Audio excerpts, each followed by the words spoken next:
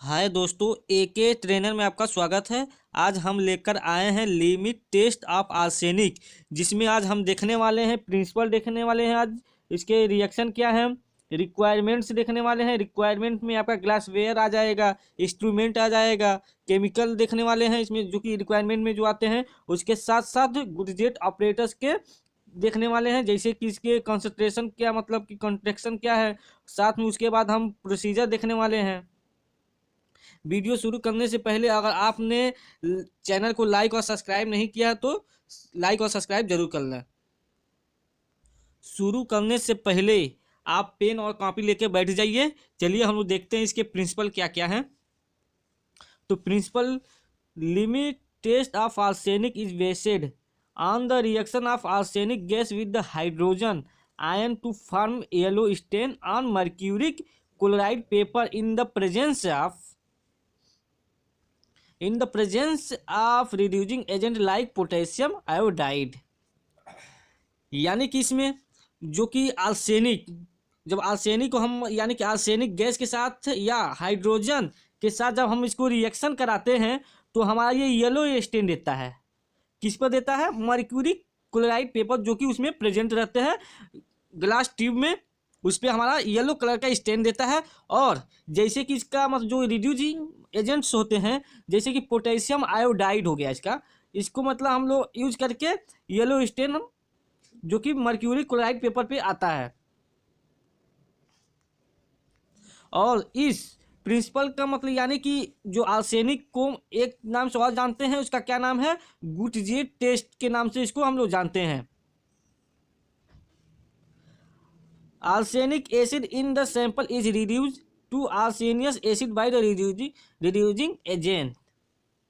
यानी कि जो आर्सेनिक है उसको हम रिड्यूस कर देते हैं क्या लगाकर? हम रिड्यूसिंग एजेंट लगाकर हम आर्सेनियस में कन्वर्ट कर लेते हैं। और रिड्यूसिंग एजेंट क्या हमारा? के पोटेशियम आयोडाइड है। पोटेशियम आयोडाइड है मेरा, स्टेनस एसिड है, जिंक है, हाइड्रोक्लोराइड एसिड है। नेक्स्ट पॉइंट देखते हैं, arsenious acid reduce to arsenic gas by hydrogen and react with the mercury chloride paper to give a yellow stain. फिर जो आर्सेनियस है उसको मतलब आर्सेनिक यानी कि हाइड्रोजन के साथ जब रिएक्ट कराते हैं, किसके साथ? हाइड्रोजन के साथ जब रिएक्ट कराते हैं तो हमारे मर्क्यूरिक पेपर पे येलो कलर का स्टेन दे देता है। तो इसके रिएक्शन क्या है? जब हम आर्सेनिक को H2NO2 के साथ जब हमने रिएक्ट कराया तो हमारा H3ASO3 में कन्वर्ट हो गया, जो कि ये आर्सेनियस है। और साथ में क्या निकल गया? H2SNO3 हमारा बाहर निकल गया। फिर जो आर्सेनिया को फिर मैंने हाइड्रोजन के साथ जब रिएक्ट कराया और इन द प्रेजेंस ऑफ क्या रिड्यूसिंग एजेंट लगा दिया, जैसे कि जिंक लगा दिया मैंने, HCl लगा दिया। जब इसको हम लोग लगाने के बाद हमारा किस फॉर्म में आ गया? आर्सेनिक फॉर्म में कन्वर्ट हो गया और वाटर के 3 मॉलिक्यूल बाहर निकल गए। कितने निकल गए? वाटर के 3 मॉलिक्यूल बाहर निकल गए। फिर आर्सेनिक को जब हमने मर्क्यूरी क्लोराइड के साथ पेपर के साथ जब हम रिएक्ट कराए तो उसमें हमारा कि जो ये बाहर निकल गया, यानी कि जो AS2 बाहर निकल आया जिसके 2 मॉलिक्यूल, और साथ साथ में 2HCl के मॉलिक्यूल भी हमारे बाहर निकल आए हैं। तो ये इसके थे क्या थे? रिएक्शन थे। अब देखने वाले हैं इसकी रिक्वायरमेंट। तो रिक्वायरमेंट में हमारे तो पहला तो ग्लासवेयर ऑपरेटर्स है, उसमें आर्सेनिक ऑपरेटर्स आ जाते हैं जो कि गुटजेट के नाम से जानते हैं। वाटर बाथ हो गया, हमारे 1 ml वाले हमारे पिपेट हो गए, और उसके साथ साथ 5 ml वाले भी पिपेट होने चाहिए। उसके बाद हमारे लेड एसीटेट कॉटन होने चाहिए। उसके बाद हमारे मर्क्यूरी क्लोराइड पेपर भी होने चाहिए उसके। और केमिकल में हम लोग क्या लेते हैं? 1 मोलरिटी क्या लेते हैं? पोटेशियम आयोडाइड उसका सोल्यूशन ले लेते हैं। साथ में जिंक डस्ट ले लेते हैं, AST यानी कि आर्सेनिक फ्री, जिसमें आर्सेनिक न हो। साथ में फिर आर्सेनिक स्टैंडर्ड सोल्यूशन ले लेते हैं। उसके बाद स्टैंडर्ड हाइड्रोक्लोराइक एसिड ले लेते हैं। अब देखने वाले हैं गुडजेट ऑपरेटर्स। गुडजेट ऑपरेटर्स देखने वाले हैं। इसमें हमारे क्या क्या लगे होते हैं? एक तो हमारा क्लोराइड पेपर लगा होता है, 2 ये हमारे यानी कि 2 पेपर के यानी कि दो हमारे जो हमारे मॉलिक्यूल होते हैं, ये हमारे ये जो रबड़ है इसके बीच में हमारे मर्क्यूरी पेपर लगे होते हैं, और यहाँ पे हमारे जो कि क्लिप है ये हमारा, तो यहाँ तो लेड स्टेट टूल लगे होते हैं। फिर उसके बाद आपके ब्लैक स्टेन यहाँ पे लगे होते हैं।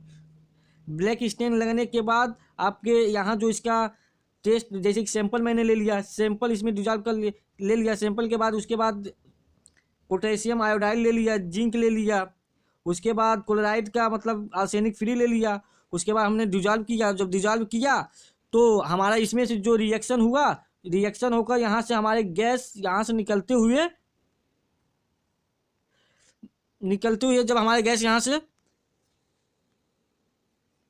निकलते हुए यहाँ आ जाता है, लेड स्टेट टूल को जब इसको क्रॉस कर जाता है, तो इसको क्रॉस करने के बाद और यहाँ पे हमारे लगे मर्क्यूरी क्लोराइड पेपर पर जब येलो स्टेन आ जाती है, तो ये पता चलता है कि जो हमारा सैंपल है उसमें आर्सेनिक प्रेजेंट है। अब इसमें जो गुडजिट ऑपरेटर्स थे उसमें मतलब कि क्या क्या हमारे जो कि पाइप है, उसके बाद जो बॉटल है वो कितने कितने मतलब कि MM को होते हैं वो देखने वाले हैं। तो पहला हमारा ये है कि जो बॉटल है वो 120 ml का होता है। कितना होता है? 120 ml का होता है। और जो ग्लास ट्यूब थी जो कि हमारे ग्लास में आई थी, तो वो कितनी लॉन्ग होती है? 20 सेंटीमीटर ये लॉन्ग होती है। और जो इसका इंटरनल डायमीटर है वो 6.5 होती है, और जो एक्सटर्नल है वो 8 mm की होती है। कितनी होती है? 8 mm की होती है। और जो इसकी होल का डायमीटर है 2 से 3 होती है mm की होती है। कितनी होती है? 2 से 3 mm की होल की डायमीटर होती है। अब इसके प्रोसीजर देखने वाले हैं। किसके लिए? टेस्ट के लिए। तो हमारा पहला क्या है? टेक 2.5 ग्राम ऑफ सैंपल, यानी कि हमको टेस्ट के लिए जो हमको सैंपल लेना है वो कितनी क्वांटिटी में लेना है? 2.5 ग्राम की क्वांटिटी में हम उसको सैंपल लिया। उसके बाद सैंपल लेने के बाद हम उसको डिजॉल्व कर दिया 5 ml वाटर में। डिजॉल्व करने के बाद उसमें हमने ऐड कर दिया पोटेशियम आयोडाइड, जो कि AST यानी कि आर्सेनिक फ्री होनी चाहिए। क्या होनी चाहिए? आर्सेनिक फ्री होनी चाहिए। उसके बाद हमने ऐड कर दिया। उसके बाद ग्रेनुलेटेड जिंक AST यानी कि जिंक फ्री, वो जिंक आर्सेनिक फ्री उसमें फिर ऐड कर लेंगे। ऐड करने के बाद 5 ml क्लोराइड आर्सेनिक फ्री होनी चाहिए ले लेते हैं। आर्सेनिक फ्री क्लोराइड फिर उसमें 5 ml ऐड कर देते हैं। ऐड करने के बाद 40 मिनट के लिए उसको हम अलग जगह रख देते हैं। अलग जगह रखने के बाद जो हमारे मर्क्यूरिक पेपर है उस पर हमारे येलो स्टेन आ जाते हैं। येलो स्टेन आने के बाद हम उस चीज़ को हम लोग एब्जॉर्ब कर लेते हैं। एब्जॉर्ब कर लेंगे, इस पर जो हमारे येलो कलर आएगा इस पर हम लोग एब्जॉर्ब कर लेते हैं। और फिर इसमें हम स्टैंडर्ड टेस्ट के लिए देखने वाले हैं। तो स्टैंडर्ड टेस्ट के लिए हम 1 ml स्टैंडर्ड सोल्यूशन ले लेंगे। उसको लेने के बाद हम 50 ml वाटर में हम डिजॉल्व कर लेते हैं। डिजॉल्व करने के बाद उसमें हम ऐड कर देते हैं क्या? पोटेशियम आयोडाइड, जो कि आर्सेनिक फ्री होता है। उसमें ऐड करने के बाद फिर हम 10 ग्राम ऐड करते हैं जिंक AST, यानी कि जो जिंक में आर्सेनिक फ्री होनी चाहिए, उसमें आर्सेनिक नहीं रहनी चाहिए। उसके बाद हम 5 ml क्लोराइड AST ले लेते हैं, जो कि क्लोराइड वो लेंगे जिसमें आर्सेनिक फ्री होनी चाहिए। और उसके बाद हम 40 मिनट अलग जगह रख लेते हैं। अलग जगह रखने के बाद उसमें stain of mercuric chloride paper में जो यानी कि जो कलर मतलब आ रहा है उसको हम लोग एब्जॉर्ब कर लेते हैं। अब हम इसका ऑब्जर्वेशन देखते हैं। ऑब्जर्वेशन में a yellow stain is prepare on the mercuric chloride paper if the arsenic present in the sample. जब हमारा सैंपल यानी कि जो सैंपल में हम लोग जो रिएक्शन कराया था मतलब कि प्रोसीजर में, और जो उसमें येलो कलर का अगर स्टेन आ रहा है तो हमारा ये पता चलता है कि इसमें आर्सेनिक प्रेजेंट है।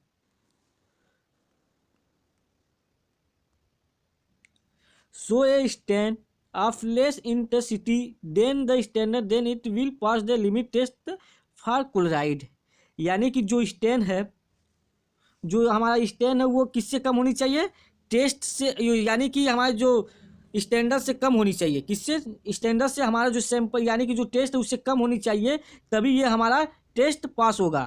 किससे कम होनी चाहिए? स्टैंडर्ड प्रोसीजर यानी कि जो हम लोग उसमें यूज कर रहे थे उससे हमारा इंटेंसिटी कम होनी चाहिए, तभी वो हमारा आर्सेनिक पास होगा, जो लिमिट टेस्ट है उसका आर्सेनिक का, तभी वो पास होगा। चलिए फिर से हम देखते हैं उसके जो कि जीट ऑपरेटर्स में थे, उसके जो रिएक्शन कर रहे थे उसको हम फिर देखने वाले, वो कैसे कैसे रिएक्शन कर रहे थे। चलिए देखते हैं। पहले तो हम मतलब टेस्ट के लिए सैंपल ले लेते हैं। सैंपल लेने के बाद हम पोटेशियम आयोडाइड ले लेते हैं। आयोडाइड लेने के बाद हम जिंक ले लेते हैं। जिंक लेने के बाद क्लोराइड जो कि आर्सेनिक फ्री होता है। जब हम इसको इसमें हम बॉटल में डालते हैं तो इसमें से हमारे जो रिएक्शन होते हैं, तो रिएक्शन होने के बाद इससे जो होल है इसमें हमारे गैस मतलब कि वो इंटर कर जाते हैं। इंटर करने के बाद और ये जो हमारे रबड़ लगे होते हैं ब्लैक स्टेन, यानी कि जो हमारे अगर हमारे सैंपल में सल्फाइड प्रेजेंट है तो उसको रोकते हैं। इस सल्फाइड इम्प्योरिटी को रोकते हैं। और उसके बाद यहाँ पे हमारा जो लगा रहता है लेड एसीटेट, या इसको भी सल्फाइड इम्प्योरिटी को रोकने के बाद रोकता है। उसको जब क्रॉस कर जाता है तो हमारे यहाँ पे लगे हुए मर्क्यूरी क्लोराइड पेपर पे येलो स्टेन आ जाता है। और तो इससे हमें पता चलता है कि जो सैंपल में आर्सेनिक प्रेजेंट है, इसमें मतलब सैंपल में आर्सेनिक प्रेजेंट है। अगर हमारा वीडियो अच्छा लगा हो तो लाइक और सब्सक्राइब जरूर करें, और साथ में कमेंट बॉक्स में बताएं कि हमारा वीडियो कैसा लगा।